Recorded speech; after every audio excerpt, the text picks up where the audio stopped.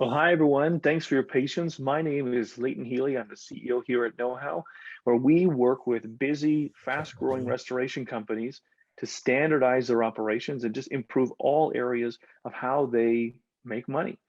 Today, we're having a very, I would say, timely and very relevant topic with our guest, Gary. We're talking about effective communication in high stress situations.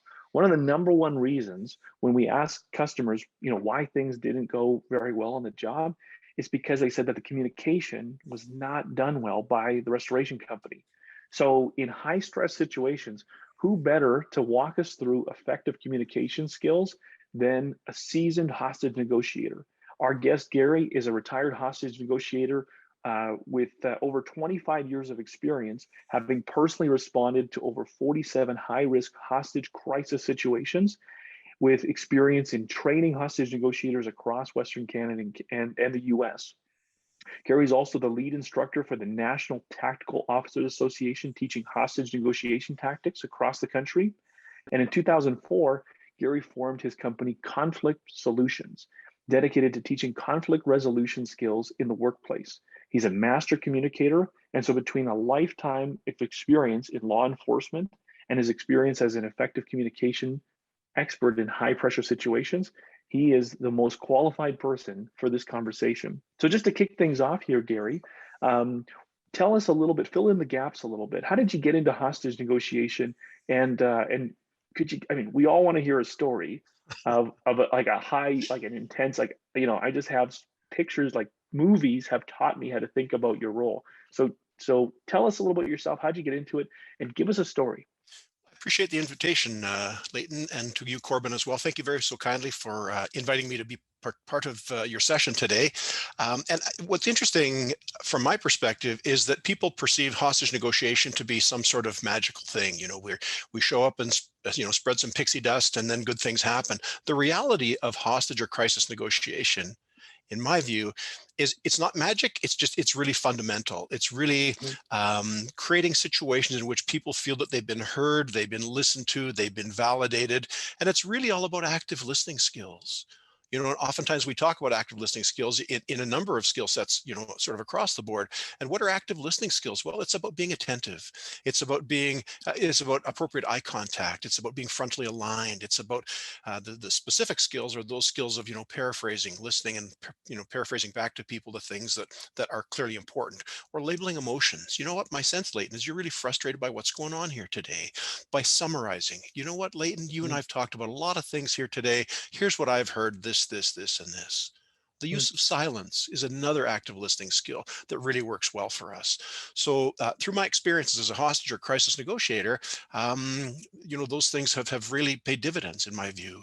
Just a little bit of background, Leighton, I was a police officer for 26 years, and I was a SWAT officer for a bunch of those years. And I remember one night laying in a snowbank, looking through the scope of a rifle at a particular house. And I remember thinking, those negotiators, they're over there in that really nice warm trailer, and they're eating microwave popcorn and drinking hot chocolate. I went to university. I'm not, why do I have to lay here in this snowbank?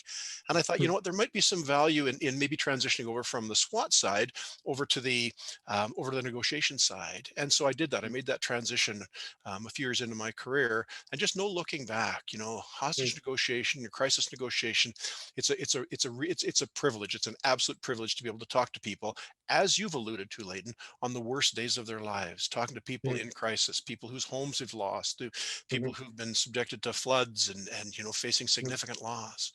So there's a real nice opportunity for us to use those skills. And I think that there's some real transference, Leighton, between the skills that I might offer in this session and the things that you have alluded to in our introduction. So what I'm hearing there, Gary, which to me is very encouraging, is that you didn't if I was interviewing one of your parents today, they wouldn't say, "Oh yeah, from the moment he was born, he could just handle these high risk crisis conversations." It sounds like you had to learn skills, and you had to develop soft skills and let's call them hard skills, to be able to, in a sense, have that level of effectiveness in communication. Is that fair? This is a learnable skill set? Yeah, and it's ongoing even today, Leighton. It goes on Mhm, even today. I've been doing this for a very long time, and mhm, those are skills that you learn over time. And the mhm, interesting thing is, oftentimes when we say, well, that person would be a great negotiator, a great hostage or crisis negotiator, because they could talk this person down, or they could talk this person into something. No, mhm. we listen people. That's what Yeah. we listen people down from situation. We listen people down from crisis. You you Mhm, you asked about a story, Leighton, and I will share it with mhm, you, a story real mhm, quick, about a situation that I was involved in which husband and wife woke up one particular morning, and they were methamphetamine addicts. They were very, very entrenched in that culture. And she woke up that morning and said, "You know what? I think I want to get out of this. I don't really want to be part of this anymore. I'm going to go check into treatment." And he said, mm, "No, don't do that. We've got a great thing going here, and so please don't do that." He was very, very committed to his addiction. And so she said, "No, I'm leaving." And so she packed up her things and she went to a particular treatment facility here in our city, and she checked in there. And she phoned him a number of times during the day and said, "You know what? This is the first day of our new life together. If you would consider coming down here, and here's where I'm staying, and here's what it looks like." And he said, "Not interested." And so he stayed at home, and in my view, he sort of stewed about this and thought about this for a period of time. And then he decided, you know what? How could she do this to us? How could she do this to the relationship? And he was very angry. And so he decided that he was going to go down to that treatment center, and he was going to kill himself outside of that treatment center. He was going to hang himself in a tree just outside of her window, because he wanted her to open up the curtains the next morning and see him, there in that tree. And so he made mhm, his way down there, and he calculated, okay, that's got to be her window. This is the tree. And so he climbed up that tree, and he put a rope around his neck, and he was in that tree. And so very fortunate. Somebody was walking by and saw him in that tree and said, "What are you doing?" He said, "Just leave me alone. I'm just doing my own thing." And this mm, person phoned the police, and we sent first responders, and then they called for a negotiator, and I went down. And mm, he'd been in this tree for a period of time. And so he and I talked for an extended period of time. And I said to him at one point, I said, "What would it take to get you down out of that tree?" And he said, mm. "I'll come down out of that tree if you will guess my actual birth name." And I thought that was a bit of an interesting ask. I Mm, said, "Okay, well, you just give me a minute." And so I called our dispatcher and had them call the treatment center and wake the mm, lady up and say, "What's his birth name? Don't You're not going to tell you why. What's his birth name?" And they relayed that information to me. And I said to him, "Well, friend, I think this is what your birth name is." And he burst into tears, and he came down mm. out of the tree, and we put him in the ambulance, and we took the fellow out of the hospital. And Wow. I said to him, "What drove that?" That was a very interesting ask. And he said, "Well, I really, really wanted to come down, but I didn't want to lose face." And that's the Interesting. piece, Leighton. He said, "I was going to ask you to Yeah. hop up and down on one foot, or I was going to ask you to do this or do that. But I really wanted to come down, but I needed to have you jump through a hoop." So I think the teaching point here, the instructional piece, is that we Mm, have to allow people to save face in so many cases, because losing mm, face in our culture, Leighton, as you well know, when you lose mm. face, you lose credibility, you lose rapport, you lose all those things. So I would share that Yeah. story. Sir. That's really interesting. If we just jump right into it, very commonly when you're responding to a catastrophe that has befallen a business or a home, that customer has been the king or queen of their little castle or their business, and they feel very disempowered because something has happened. And where previously this was the place where, what, the world can be crazy, but in my business, in my company, or in my facility, or in my home, I'm in control. And then all of a sudden they're out of control. And so we respond, we, meaning restorers and technicians, they respond. And so they have a timeline, and they have requirements from insurance companies, and things that they have to hit, and they know that the mold is setting in. And at the same time, they have to come in and, I guess, kind of shepherd a customer through a bit of an emotional roller coaster. So how do you balance power dynamics, like in a situation where I have to bring some authority? You know what I'm saying? Like, I have to bring some authority because I got a project, I got a deadline, I got a budget, and at the same time, they are, in a sense, trying to claw back some of the lack of power that they're experiencing. So does that make sense? Like, how do you navigate a situation like that? That's a great question, Leighton. And I think Yeah. the big piece there is, from my Hmm. perspective, you have to manage their emotional response first. because we've got competing interests, we've got competing agendas, Mhm. because the restoration Mhm. folks want to get in there and they want to get that process started, is my Mhm. assumption. I don't know a ton about the Mhm. restoration business. That's my assumption. Mhm. Mhm. Whereas those people, and I'm going to paraphrase what you said, Leighton, because it makes all Mhm. the sense in the world. People feel Mhm. disempowered. You've Mhm. lost your home, you've lost all your belongings, and you've really lost your anchor. Mhm. And then for a restoration person to come in and say, okay, here's the deal, you need to pack up your things and move to a hotel. Well, that's very, Mhm. very difficult. And I think what we need to do is, from my perspective, we need to earn the right to be able to go to problem solving. Because Mhm. oftentimes, Leighton, in my experience, we want to get to problem solving really, really quickly, particularly when Yeah. we've got a specific agenda or a timeline.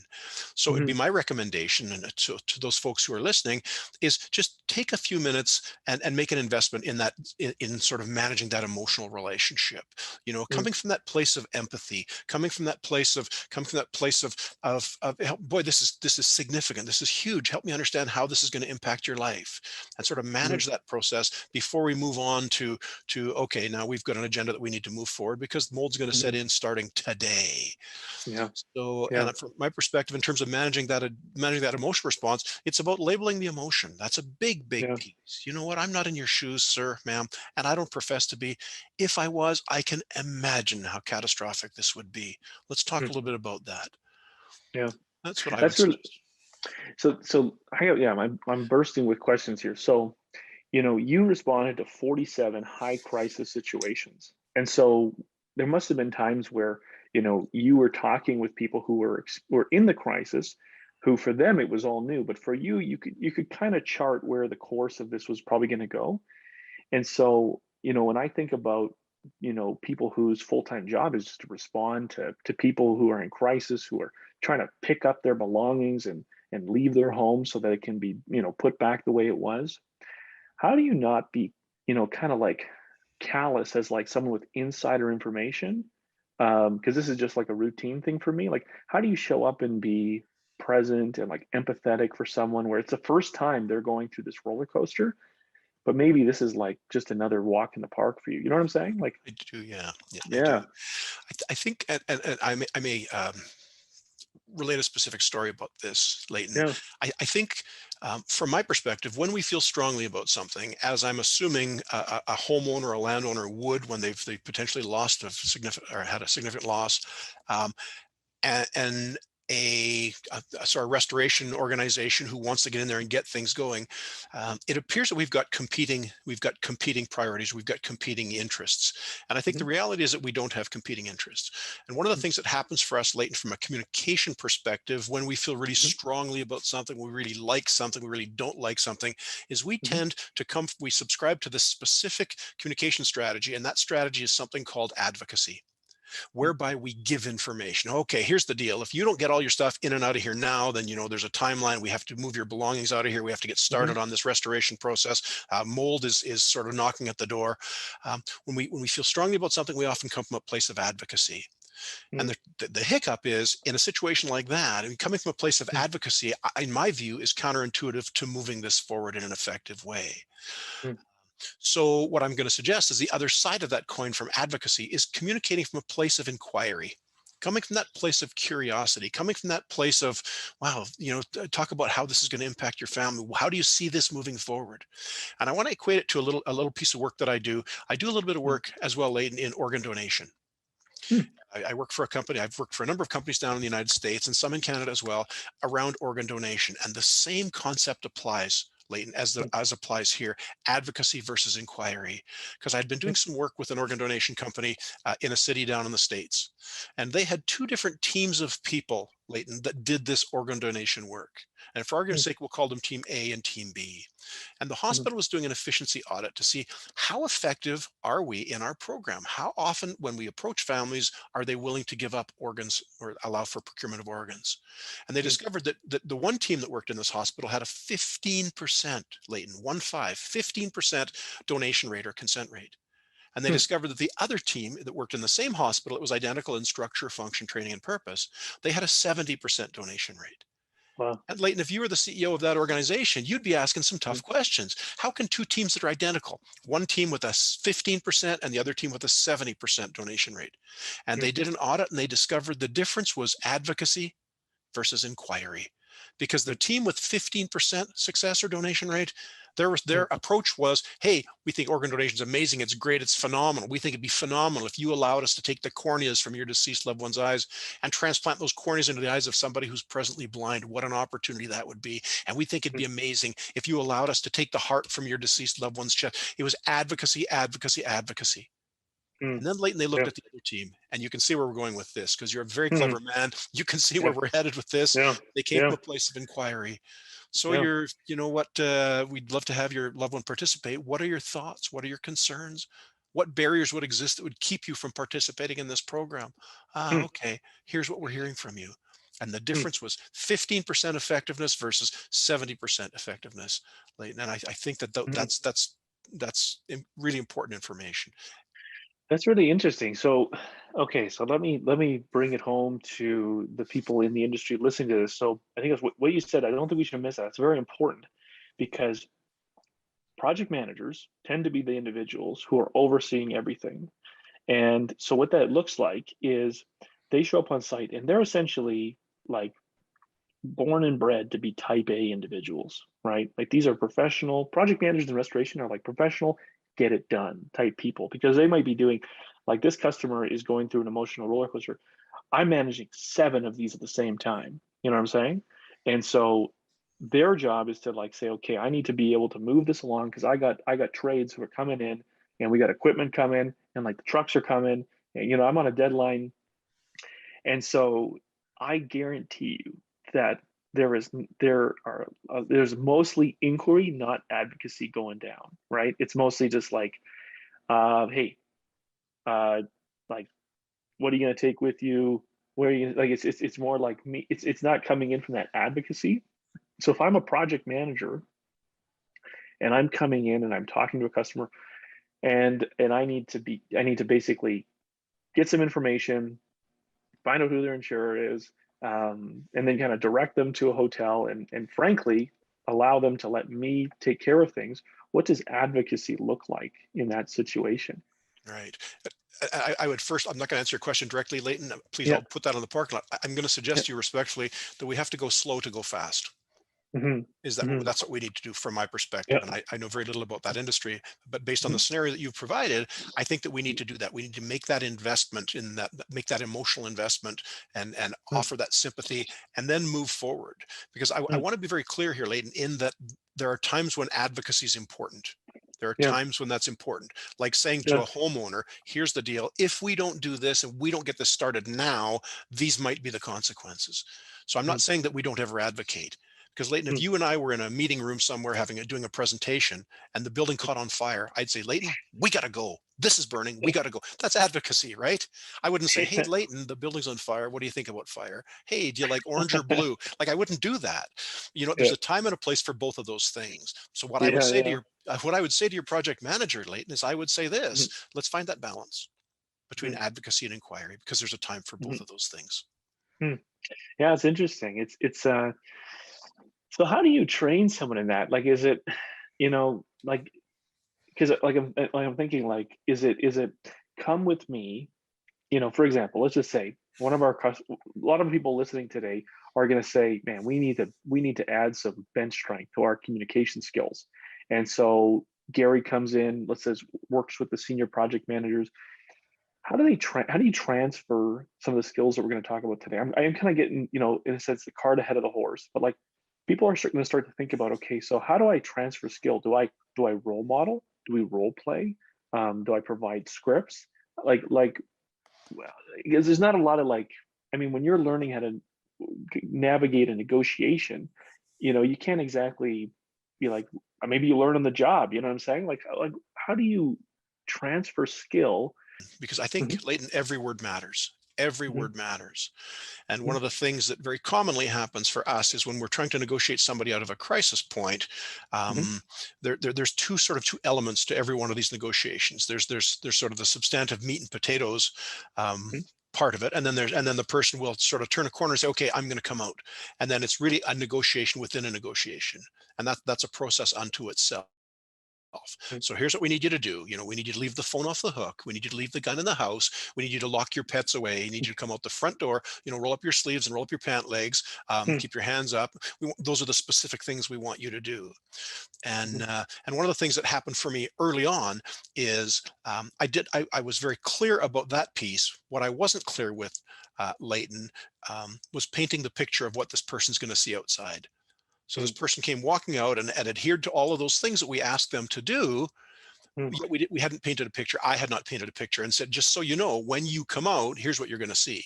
You're going to see a helicopter in the air, and you're going to see dogs barking. You're going to see people, you're going to see a tank-like object parked on your front lawn, and you're going to see, people running around in a chaotic kind of a way.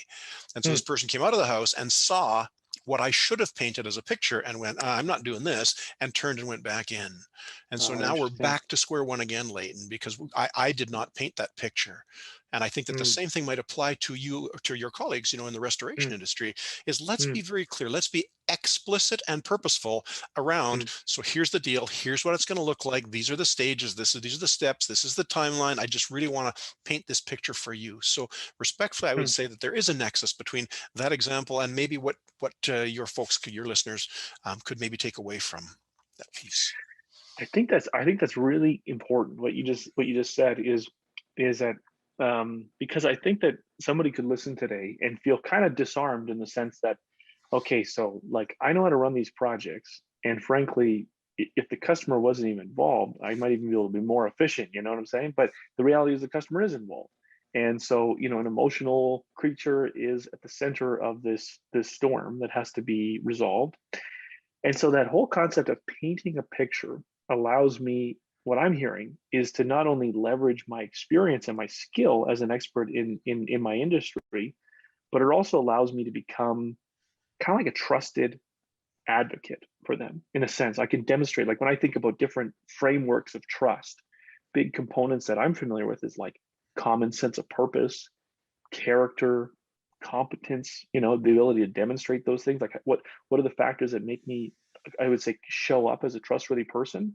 So what I'm hearing you say is, because when you get a customer out of their home or out of their business, the next time they're back to check on the home, half the drywall's been torn out, like the front yard has bins, like their kids' toys, or like in garbage bags. You know what I'm saying? Like it like for them, they can be like, holy smokes, like are those my wedding albums? You know what I'm saying? Like, so I guess what I'm saying is maybe pour a little more concrete on that, because I think that tactic of painting the picture for what a customer is going to return to is so important.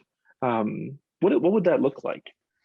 Well, I think, and I'm going to harken back to something we talked about earlier, Leighton, and I think it's Mhm, really about managing that emotional response. And I think mhm, it's about recognizing the fact that this is significant, highly significant for people, among their most significant, days of their lives. And I mhm, think what's really important, you say pour some concrete on it. Well, I appreciate that phrase, mhm, because I think what we need to do is recognize, and you used the term a minute ago, they're going to be an emotional creature. And I think that's exactly how this is going to play out. And I mhm, think in terms of managing people's emotions, I think is the first step to managing that process. And I mhm, think that there are some things that I honestly I stay away from. I stay away from the term upset, Leighton. mhm. I stay away from that term upset, because I know why people use that term. Boy, your place is under 4 feet of water, that and your basement is full and your furnace is now pooched. This must really be upsetting for you. I don't honestly, Leighton, I don't use that term upset, because I think that Yeah, can be perceived as a minimization. So yeah, they're gonna have yeah, to bulldoze your home. Boy, that must really upset you. Upset? Are you kidding me? It's way bigger than that. So I stay away from the term upset yeah, specifically, and I also stay away from the term feel, because that can yeah. so often take us to a place that make that Mm, trite question. So tell me, Leighton, how does this make you feel? And I don't think there's value in us asking that question, because that's very Dr. Phil in my view, and that's just my view. So how does this yeah, make you feel? There is value for us, though, yeah, Leighton, in us knowing how mhm, our clients feel about things, how our customers feel about things.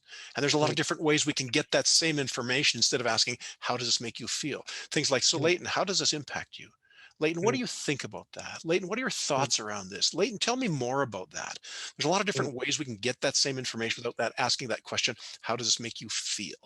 And then the third mm, thing, if we've got a minute, Leighton, I'd like one more mm, piece with your permission, I'd like mm. to throw on the table. Yeah, yeah, yeah. I think what's important is for us to recognize there's a big difference between loud emotions and quiet emotions.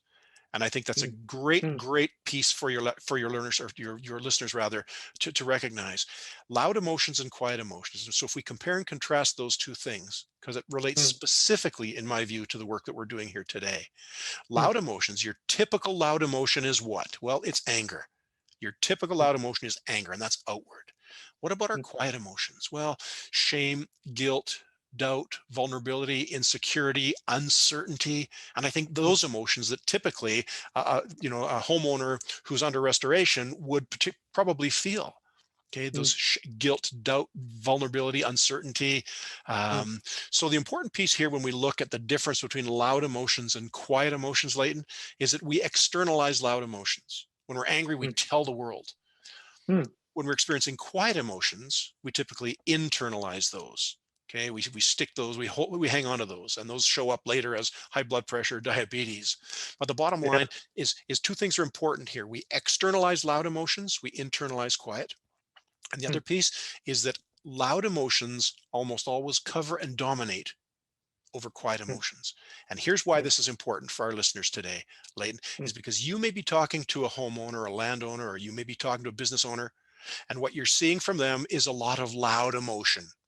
Yeah, Don't yeah. for a minute, please, Leighton, don't for a minute assume that underneath the surface there isn't percolating a whole bunch of those quiet emotions, that guilt, Mm, doubt, vulnerability, uncertainty, those yeah, kinds of things. So I think that's a real important recognition for us today. yeah. I would go so far as to say everybody listening to this webinar probably has a voicemail inbox full of loud emotions. I think you're probably right. I Yeah, think yeah, absolutely right. Yeah. yeah. And I mean, I'll tell you, like, I know what it's like to just look at my voicemails and be like, "Oh man, like buckle up." You know what I mean? But it's interesting because as soon as you said that, I said, "Man, if I," because sometimes you're like, "Oh, do I want to listen to these voicemails?" And then you sit down and you put it on the table, and you're like, "All right, let me have it," And then what do my guys do now? And but if I'm listening to say, okay, so in a sense, like if I could say, okay, listening to Mr. Smith, listening to Mrs. Yada Yada, okay, what are the loud emotions I'm hearing? Is it fair to say what are the quiet emotions I'm perceiving, Yes. right? Yes. And then when I call them back, maybe rather than just saying, my guy's an idiot, I'll fix it. Right? You know what I'm saying? Rather call them back and say, hey, like I heard a lot of anger, a lot of frustration.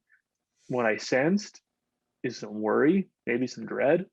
Is that fair? Like, am I going in the right direction? Absolutely, that's absolutely brilliant. And I think there's a Yeah, big piece of this, Leighton, is yeah. you should be a negotiator, friend. But a big piece of a big piece of this is in your ability to label somebody's emotion. And Yeah, yeah, it's yeah. not at all, Leighton, about getting it right.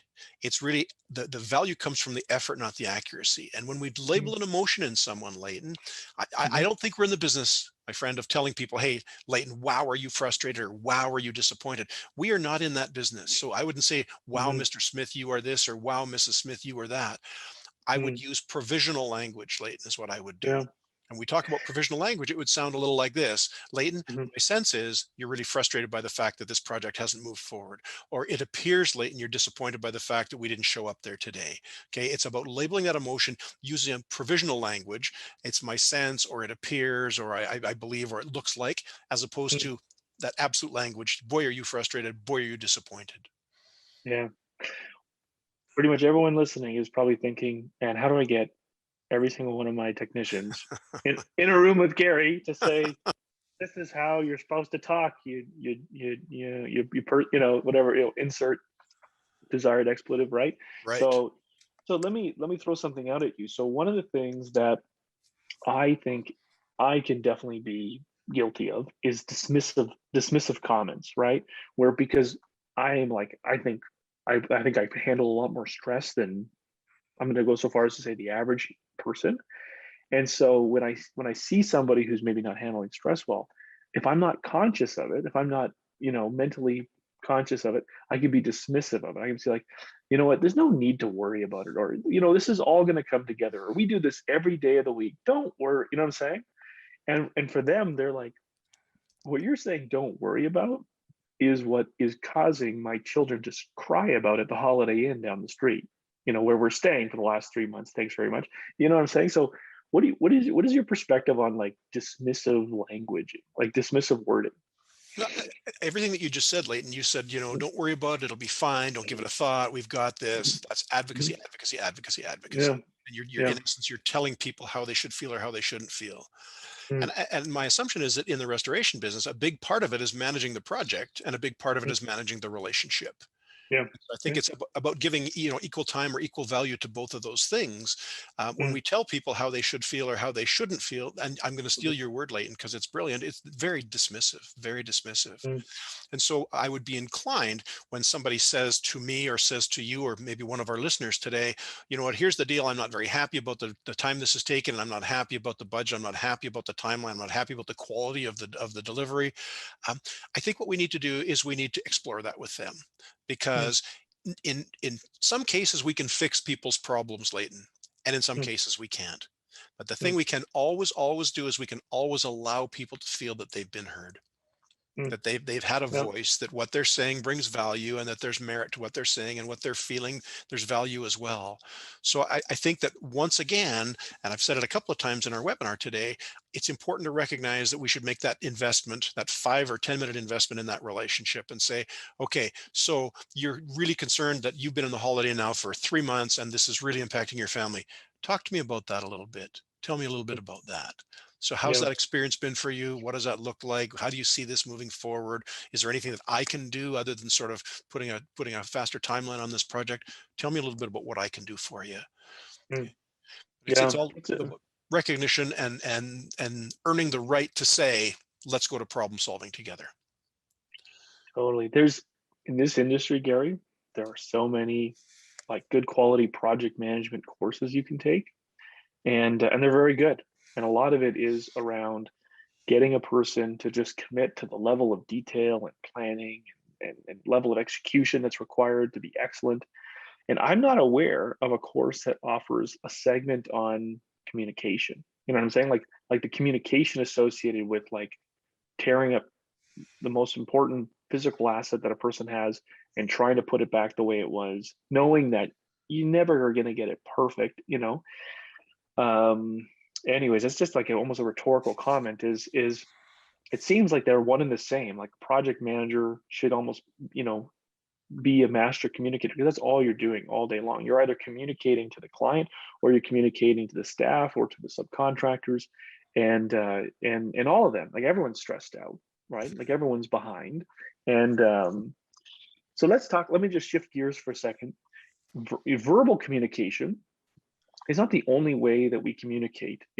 Nowadays, we communicate over, like, customers might be emailing or texting, or they might be leaving voicemails, but there's also nonverbal communication, right? And body language. So let's start with some of the nonverbal, some of the body language. So maybe number one, I guess what I'd love to get your perspective on is, I'm a project manager, or I'm a technician, or I'm somebody who shows up on site. What are the things that I need to be aware of so that my body language does not communicate something that would just wreck the situation? You know what I'm saying? Mhm. Like I'm sure there's things that I could do non-verbally that, even though I didn't say anything, my boss is going to get an email from the customer saying, don't send that guy again. You know what I'm saying? You know what I'm saying? And Yeah, I'm like, I didn't say anything.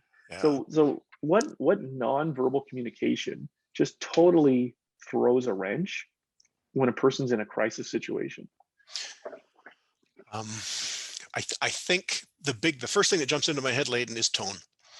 Tone. Because yeah, Mhm, tone. Because you've mhm, heard people say this 1,000 times before, Leighton. It's not so much what you said to me, Leighton, as how you said it. And if mm, you think about the value or the importance of tone, particularly in a mm, contentious or difficult conversation, tone mm, conveys everything. Tone conveys level of respect, and tone conveys level of engagement, and tone conveys attitude. mm, And if you think about what attitude is, it's the words they add to what you say. So if I say to you, yeah, Leighton, thanks for all your help. If I use that tone, you add jerk. Or if I say, yeah, have a nice day, you add a nasty word. But tone, I Yeah. think, is a really, really important component of this. Hmm. Tone can be your best friend or can be your worst enemy, in my view. For Hmm. any of our listeners that have dogs, that for your dog, tone is everything, absolutely everything. Because you can say Hmm. whatever you want to your dog, use the right tone, Hmm. they're in. Hey, do you Hmm. want to go to the vet and get a bunch of needles? Hmm. Yeah, I kind of do. If you got time, take me there now. See, tone is critical. And if you factor in tone and you throw in a little piece of emphasis, you can Hmm. significantly shift, Leighton, or change the meaning of your message. Tone and Hmm. emphasis. And the Hmm. example I use, let me give you an example. If I can use your good name, Leighton, I would say, you know what, Leighton, I never said you weren't good at your job. Hmm. Now, if I say that to you with no tone and no emphasis, Hmm. what's the message? Well, the message is very clear. We take that at face value. But if I Hmm. throw in some tone and say this, you know what, Leighton, I never said you weren't good at your job. That's a different message. That's an entirely Yeah. different message. Or, you know what, Leighton, I never said you weren't good at your job. That's an entirely different message again. Or, Leighton, I Yeah. never said you Yeah. weren't good at your job. See, that's Yeah. four different interpretations of exactly the same message. You shift Yeah. tone, you change emphasis, you change the Yeah. meaning of the message. So let me throw something towards you just on that. Please. So sometimes it's so easy to almost to like avoid like an intense interaction with a client and just use email and text. And you know what I'm saying? And so they're frustrated, they're mad, and so they receive my email. And my intention was not to like yell at them in my email, but they read me yelling. You know what I'm saying? And so what is your advice in terms of just essentially like if the goal is to basically get the job done as efficiently as possible, as profitably as possible, how should we prioritize communication channels if what you're saying is obviously accurate, that there's so many more layers to the conversation than just the words that I use. You know what I'm saying? Mhm. What I would say to that, Leighton, is if it's at all possible to not communicate by way of email, then let's Mm-hmm. not. There's some Yeah. very interesting studies out there that talk about what Hmm. what is the proportion of impact of our message Hmm. depending on the method. So they Hmm. say that 15% of, now when I say they, I can source that if you like. When they say Hmm. research or studies will show that a very small percentage of the impact of our message is conveyed in our words alone. Hmm. So somewhere around 15 to 20% of the impact of our message is conveyed in our words. And then 50% is in our tone, emphasis, Hmm. body language, intonation, speed, pace, volume. Okay. And then the rest of that piece would be in our body language. Yeah. So when you think about when we communicate by way of text, Hmm. or by way of email, or by what Hmm. letter, like nobody writes letters anymore, but if we were to do that, it's just the words alone. So if you believe that study, we are 15 to 20% effective in terms of our communication. So for Hmm. the routine kinds of things, we'll be there Thursday at 4 and we're going to replace the bathroom, or we'll be here that day. Like for those routine kinds of things, I think email is fine. But I think for those contentious kinds of difficult conversations, let's go to Tim Hortons and let's grab a coffee and let's sit down across the table from each other and let's just do this face to face, because you want Yeah. that complete holistic picture, that holistic picture. Yeah. So what I'm hearing you say is if someone's listening, they're like saying, okay, that was a really important point. You need to tell your team that there are two buckets, right? When it's this type of communication, email, whatever. When it's this type of communication, ideally in person, second best, I don't know, On the phone, FaceTime, on the phone, FaceTime. Yeah. yeah, third best on the phone, right? That's kind of what I'm hearing Yeah. is, and but you have to think about it categorically, because if a person is, let's say, avoiding conflict by just sending these massive emails, and the customer is like, they're like blood pressure is rising as they're reading this paragraph, you know what I'm saying? And it's like, P.S. We had to throw out your wedding photos, you know. I mean, it's what I'm hearing you say is like a best practice is to have two communication concepts or vehicles and know what type goes in each bucket. Right. That's Yeah, exactly right. That's exactly right, Leighton. yeah, And you talked a yeah, minute ago, if I'd like to go back to something with your permission that yeah. you said a minute ago, you talked about, wasn't my intent to be offensive or inflammatory or dismissive in that Yeah. whole email. Well, there's two pieces to that. There's two components to that. Mhm. There's oftentimes there's our intent and Mhm. there's our impact. And I think Hmm. we need to recognize or realize that sometimes there's a disconnect between those two things. Like my intent is noble and honorable, yet my impact was not consistent with what I meant to do. Yeah. You know, Yeah. we also talked a minute ago about some body language things. Hmm. Leighton, if you, we could Hmm. certainly go back to that piece if Yeah. you want, or if you had something else. Now, um, Well, what I'd love to do is, because we're coming up on the top of the hour, so um, I want to do some like kind of rocket fire stuff. So first thing is absolutely tell us about body language and nonverbal communication. So in a high stress situation, what are some of the best practices? Yeah. So from a body language perspective, I think, Leighton, Mhm. recognizing body language patterns within us and recognizing body language patterns within our client or our customer, I think it's Mhm. important to recognize that there's a continuum of body language that may be Mhm. indicative of somebody who might be escalating. Mhm. So when I think about somebody who's, you can see the vein throbbing on their throat, or you can see their face getting very red, that might be Yeah. indicative of somebody who's starting to get angry, or maybe somebody with high blood pressure or a medical condition. Mhm. When I see somebody with fists clenched, Yeah. that's a bit of a concern. We talked about tone. When I see somebody whose tone is starting to escalate, and now that's maybe somebody we've maybe lit their fuse, and we want to be careful with that. When Mhm. we talk about somebody who gets into our own personal space, somebody who kind of Mhm. invades that, I think that's a bit of an indicator. Mhm. I think about people whose voice cracks with emotion. When they get so angry that their voice cracks. Or the other piece is something called dry mouth, or in body language circles we call it cotton mouth. And you're familiar Yeah. with that, where you can't Yeah. generate enough saliva to enunciate your words. And our Mhm. friends from Canada Border Services, those are the kinds of things that they look for when they're looking for people who are being nervous. So Mhm. that's really on one end of the continuum, Leighton. And I think when somebody's really starting to escalate, I would be mindful of things like, the chest pointing, finger pointing thing. That, to me, that's pretty significant. Somebody who throws things, or somebody who throws things at you, that's a real indicator that they're starting to escalate. And the big one for me is somebody who adopts a bladed stance, like a Mhm. boxer or a pugilist or a martial artist. They sort of stand or turn sideways to you as opposed to being Mhm. frontally aligned. So when our listeners see or hear any of those kinds of behaviors, it's probably time for us to take a step back and ensure that our personal safety is okay. Yeah. And people might be listening and say, like, I don't know, a customer never been punched by a customer. Let's talk about subcontractors, right? You know what I mean? Like, anyway, Yeah, that's a whole other thing. yeah, There we could fill a long segment with just talking about wild stories of not managing a subcontractor, or not, I would say not treating them very respectfully, or vice right. versa. Yeah, So, what I'd love to do is that I want to just take 60 seconds, and then I want to jump into some scenarios. I want to look at some game tape of like some very common situations in restoration. So first off, though, there are people listening to this. They lead teams in restoration, and they are immediately aware right now that they need to invest in the communication skills of their team. How do they even approach that daunting task? And I would love it if you would also promo yourself here, because you're very good at this and you work with companies. So how do they even approach the daunting task of getting new skills into their team's communication skill set? great question. I think, Leighton, for me, it's really about providing some training for your folks. And I don't say Hmm. that selfishly, because I run a training company, but I think that providing Hmm. some training for your folks, Hmm. because it's an unreasonable expectation for us to believe that we can diffuse angry people, Hmm. if we don't have some formal or specific training in what that looks like. Hmm. I think the example starts at the top. I think that we lead by example.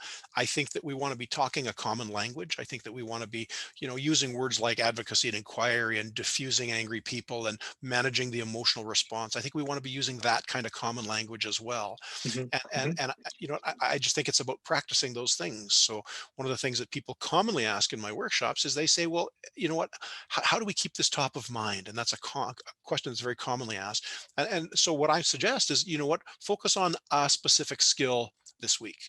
So this week, 2 or 3 times today, I want you to paraphrase back a message that somebody says. So what I'm hearing you say, sir, ma'am, is that you're really disappointed in the quality of the baseboards that we installed. So it's really focusing on a skill at a time, and just Hmm. really try and keep the active listening, that whole empathetic response, the labeling emotion, that sort of piece, really at top of mind. Mm.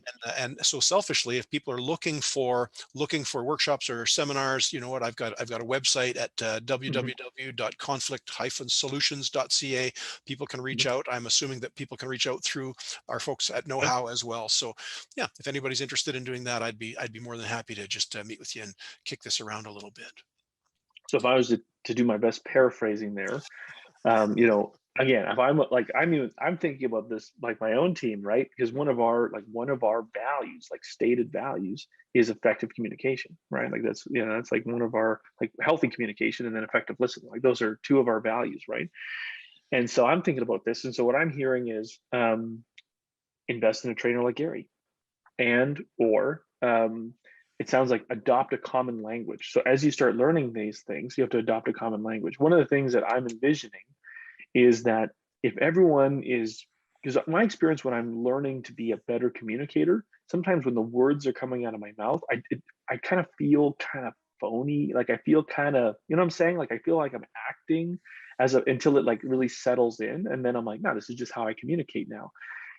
But if my leader, boss, owner, whatever, is not committed to it, then to me, it seems to me like effective communication, you have to get leadership on board and they have to role model it and commit to it. Is that fair?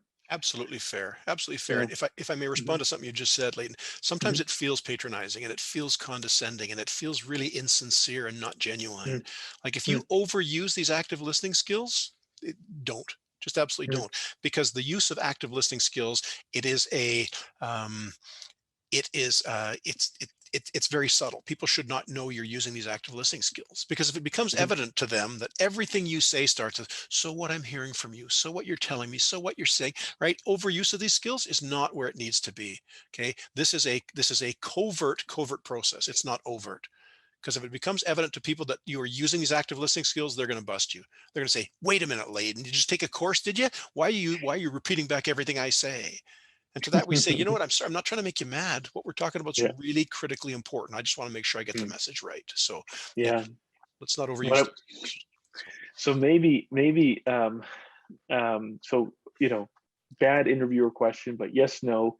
Would it be wise, if I'm working on my communication skills, for me to even preface that and say, hey, I'll be your project manager. I'm actually actively working on being a better communicator, and then say, at the end of the project, I'd love your feedback on, but I mean, is that necessary? You talked about painting the picture earlier. I wonder, is it wise to paint a picture and say, hey, our company, we're investing in our communication skills.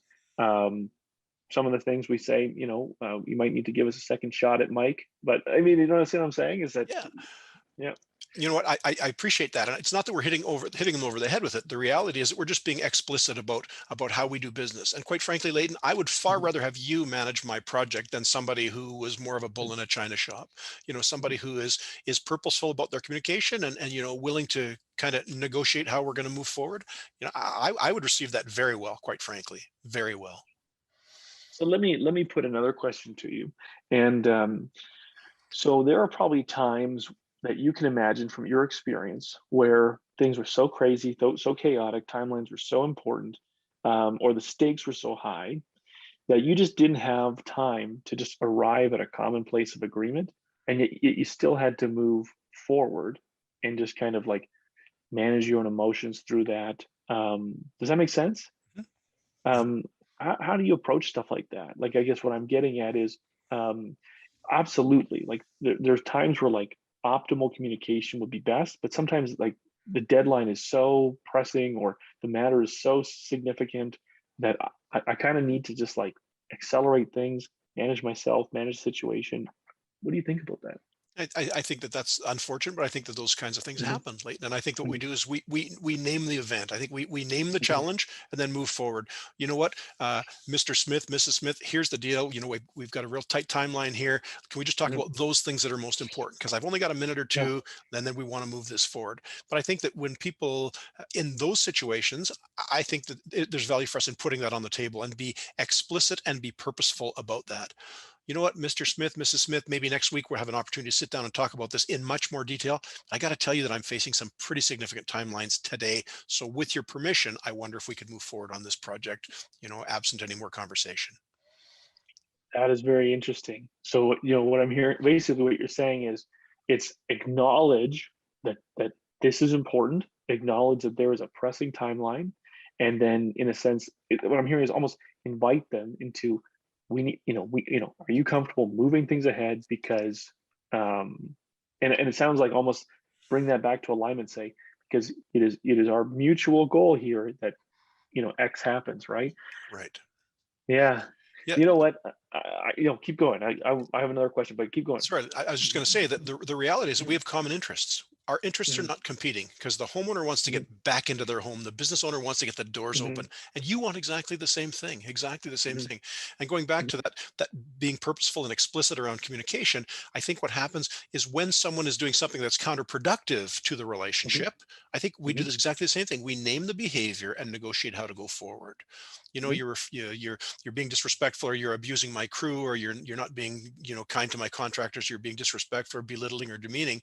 We name mhm, the behavior and then negotiate mhm. how we're going to move forward. So the same thing happens whether it's positive or negative communication, Leighton. So Gary, I'm looking at a list of questions and things I wanted to talk about, and I feel like we there's a lot more unanswered than answered. And so my impression of that is this is that we cracked the box open, Pandora's box on effective communication. And what I'm hearing in this whole conversation is a huge competitive advantage for a restorer is someone who will actually step up and make a big investment in the communication skill set of their team. And I think what's clear to me is that the benefit is not just to the customer, the entire organization would be able to just bring the temperature down. You know what I'm saying? Because some of the situations that are so tense is between colleagues, Right. right? And so, there's some questions that are rolling in from some of our participants. So what I'd love to do is to kind of bring things to a close, but then maybe answer a few kind of rocket fire questions in a sense offline for those that need to leave at the top of the hour here. Is that okay? Absolutely, sir. Yeah. Mhm. Okay, so I'm asking everybody to open a new tab on your browser and type in Gary McDougall conflict solutions and find Gary's website because Gary is a very qualified person. Whether it's a virtual lunch and learn, or whether it's to drop in on your team and develop a learning program or a training program or provide a workshop, I strongly recommend that you drive a deep wedge between your competitor in this area and take Gary up on his skills. So Gary, for those that have to leave, thanks for joining us. Again, I'm Leighton with Know How. We help restoration companies standardize their operations and scale and grow more profitably. Gary, let me ask you a few questions. So one is, um, this is a question from one of our participants, Allison. And she asked, do you have tools for dealing with people with a fixed mindset who aren't willing to acknowledge other opinions or methods other than their own? Yeah, that's a great question, Allison. That's a super good question.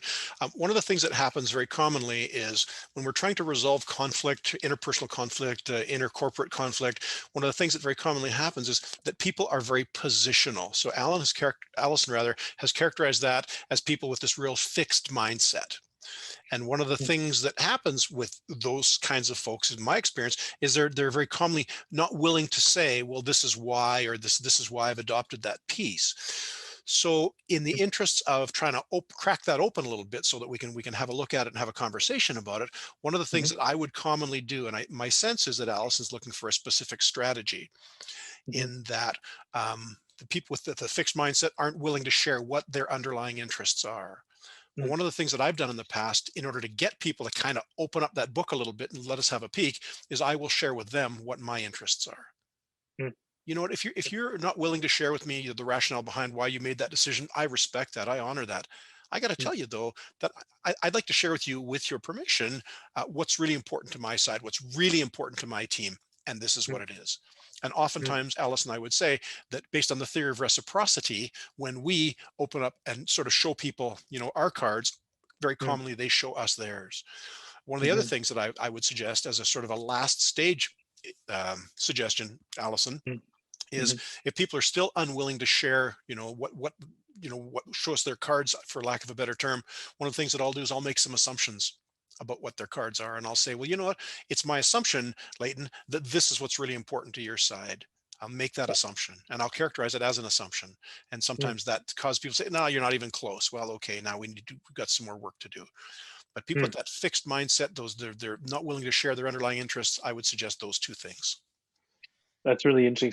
So maybe just to paraphrase that, what I'm hearing you say is, I'm speaking to a customer, and it's either they will not move from where they are at from a mindset or a decision or whatever, or they're just not playing ball. Like they're not even just communicating with me. And so what I'm hearing you say is, if they're not moving, when you say, may I have the opportunity to share what my goal is here or what my priorities are? And I think that if I was to unpack that, my priority ultimately is that you get the keys back to a home that looks and feels like the way it was before this mess happened. And my priority is to make sure my team is safe, and that you have a clear line of sight on what's getting done and when it needs to get done by. And if there are delays, that you understand that.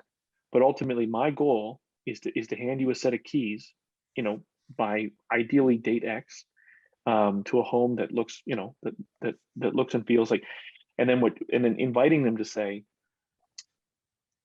would you be willing to share what your where you're at? And if they're not, to say, may I share what my understanding or my assumption is of where you're at? And maybe they might respond to one of those comments. Is that fair? Absolutely, absolutely brilliant.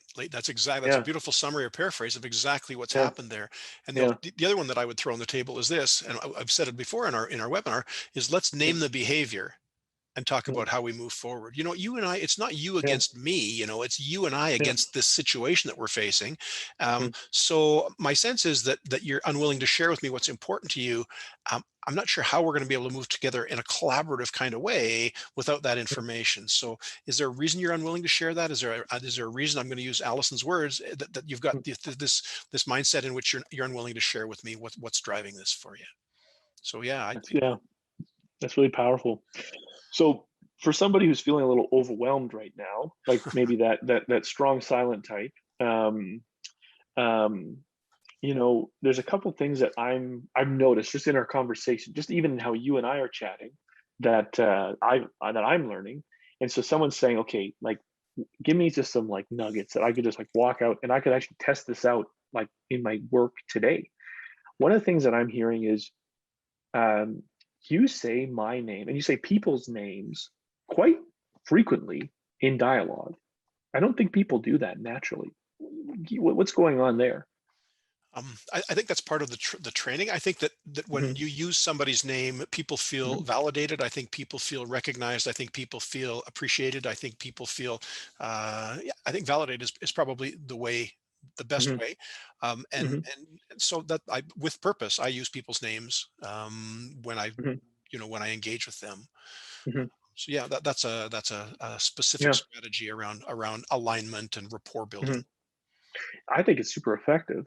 And you say very commonly, you're saying things like, if I could, and things like this, and you have a very democratic way of chatting that, for me, I would say makes it very comfortable to talk to you, and very inviting for me to talk to. And so I hope people are paying attention to that. Like, I don't think this is an act. Like, you and I are just having a casual conversation.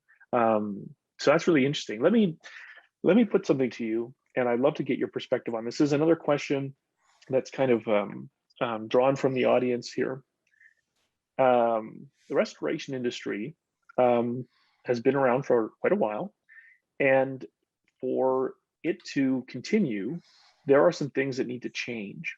A lot of the leadership and the ownership, they've been in the industry for a long time, and sometimes if you're someone who is an innovative thinker or someone who just participated in this workshop, whether it's a cutting edge technology tool that could really give you the cutting, like put you miles ahead of your competitor, or whether it's a skill set that someone who's in their late 60s and says, well, I never learned how to communicate effectively, so someone who wants to advocate for change or newness or innovation in their organization to say like the C-level suite, how would you advise them to communicate like their ideas and the opportunity like to someone that may be resistant to that? Yeah, that's a great question. I think that oftentimes what happens is people perceive this, and I hear this all the time. Oh, you run those kumbaya seminars. Well, people characterize it as that. Let's get together and hug, and hug it. That's not what this Mhm, is all about at all. It's about effective communication, and I think that our ability to succeed, or maybe in some cases fail, is predicated on our ability to do what we're doing here today. Leighton, is our ability mhm, to communicate effectively, and and mhm, and I think it's not about kumbaya, and it's not about hugging. It's not about that soft piece. mhm, It's really all about being purposeful with your communication. And mhm, so when people say, I'm really reluctant to do that, and that paraphrase thing doesn't work for me, and that label mhm, emotion, that soft stuff, that's not going to work for me. Well, trust me, as somebody who's been a practitioner in this field for a long time, if these skills will help somebody who's potentially suicidal come down off a bridge, Leighton, these skills potentially might help you, manage an emotional response in one of your customers or your clients. If these yeah. skills might be helpful in talking somebody out of their listening to somebody out of their house who's thinking about self-harm or holding their family, well, you know Mhm, what? These skills may well be helpful for you in the context of your business relationships. mhm. So let me throw some of this back to you. Okay. So if I've got, I'm trying to put together something that I think is really important, and I'm trying to get the CEO or let's say the CFO to sign off on it. And maybe they have kind of an entrenched way of thinking, right? Let me just piece together some of the skills that you've given us, right?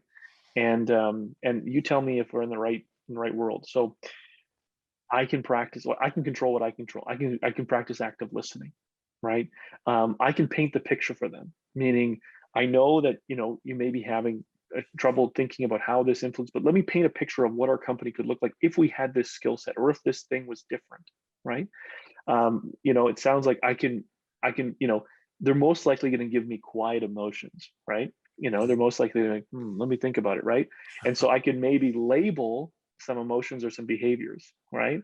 And I can be very I can be very like aware of my tone, right?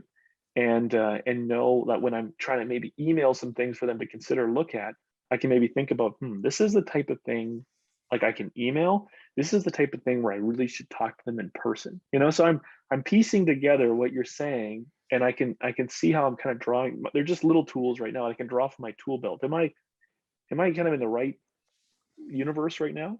100%. No, that's exactly right. And it's Yeah. it's about having a Yeah. suite of skills. You use a tool belt, Hmm. it's a suite of skills. It can be characterized Hmm.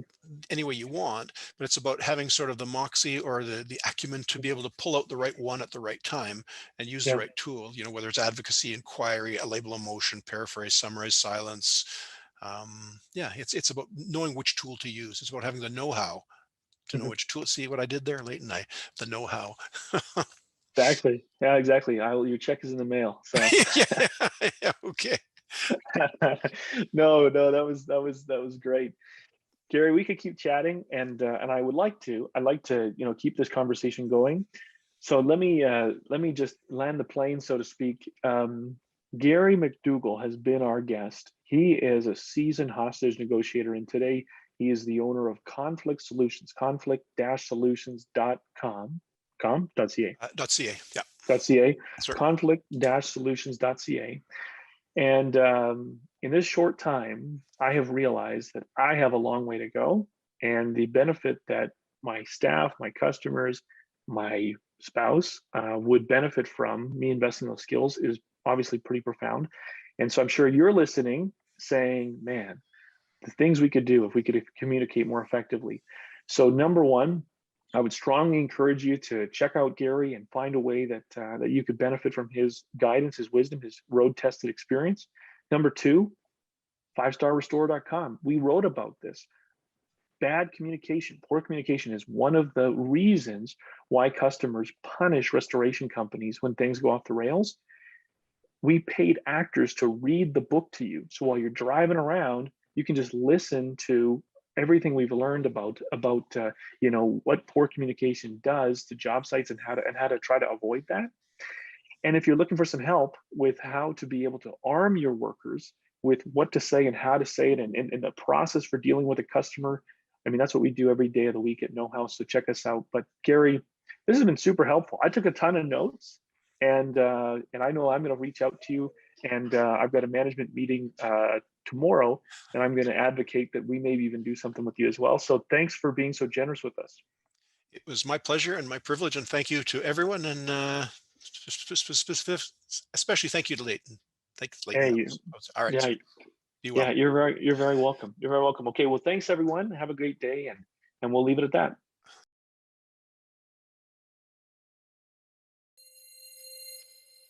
Welcome to Know How. Know How is a software platform designed to help you save time and money by eliminating work done incorrectly. Let's go for a tour. On Know How, managers equip their employees with instructions on how to complete any task in their business. Employees can then access these step-by-step processes on their mobile or desktop device, in the office or out on the job site. This is 5-Star Restoration's Process Hub on Know How. Here we can see the manager has created step-by-step processes for completing a daily safety meeting, conducting a job interview, sales procedures, and more. Managers can pin specific processes to the top to ensure every employee can see them, or can sort processes by subject or department. Let's say an employee is out on the job site and needs to disinfect a room, but they're not sure how to do so properly. After only a few keystrokes, Know How's powerful search brings up a process called disinfect a room, workstation, or piece of equipment using an electrostatic sprayer. Here, every step an employee needs to take in order to properly disinfect that room is broken down right in front of them, one task at a time. The employee clicks Start Process and gets started. Here, employees can see the task they'll have to complete, as well as access any additional resources or information required to do so. For example, my employee clicks on this task to ensure their PPE is up to regulation standard, and I've attached all the details they need to check. Down below, I've linked to the FDA's website so they can verify any questions they have there. Once my employee has completed that step, I've equipped them with a video on how to fill the sprayer with our antimicrobial agent. On Know How, you can embed videos, screen recordings, link to documents, or even attach detailed images to any task. Here, I've attached an image breaking down how an employee can set up our sprayer for easy reference on their desktop or computer. Not only does Know How give my employees what they need to feel confident doing their job well, it gives me confidence as a manager. By clicking insights on any process, I can see my employees' progress in real time, what step they're on, and when they last completed a step. This gives me clear insight into the activity of my employees, even those on the other side of town on a job site.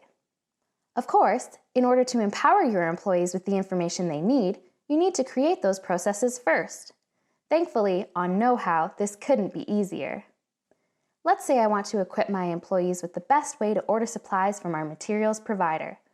I'd give the process a quick title and either upload an image or have the system auto-generate one for me.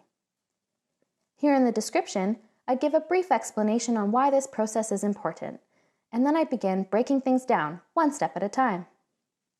As I'm outlining the steps, I can provide as much or as little detail as I want.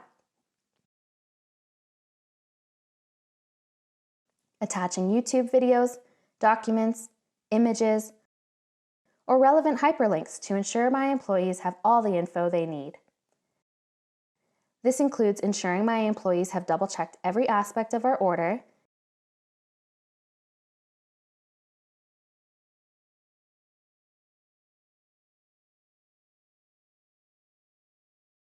filed the invoice correctly according to our accounting guidelines, and printed the receipt. Once I'm done, I can tag our process to make it easier to find and customize the privacy settings to ensure that only the right employees are able to view this process. This is perfect for processes related to human resources and finance. Now that's complete, I'll hit publish. And just like that, in a few minutes,